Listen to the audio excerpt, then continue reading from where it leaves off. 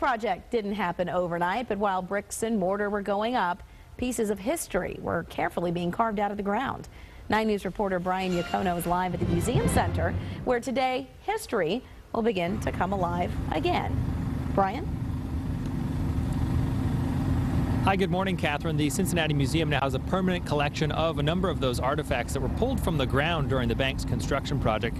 If you think about the banks today, you think of the stadiums, the parking garages, apartments, a few bars even.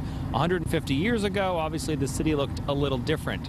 I took a little tour of some of these items that were pulled from the ground with the curator, and we wanted to show you what some of them look like already. About 600 items, in fact, were pulled from the ground, and they are now part of the permanent collection with the city's Museum Center. It's at the Research Center with the museum.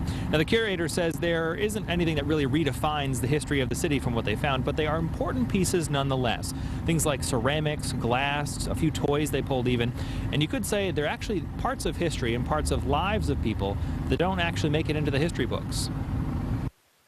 This is the history of people that normally don't have their history told. So history is usually written by the elites. It's big dates, what happened in this time period, but these are normal, everyday, working people, and we're investigating that, and I think that's what's really cool. You can't get a lot of this stuff out of documents, but you can see it clearly in the artifacts. Now, some of those artifacts, glass, as we mentioned and as you saw, actually have words embossed on them, which helps tell a very different story about manufacturers, businesses in the area, what people were drinking for soda pop, for example. The exhibit actually opens, the articles actually get displayed at about 9:30 today. That's at the Research Center. You can find that it's on West 5th Street right here in the city. Catherine.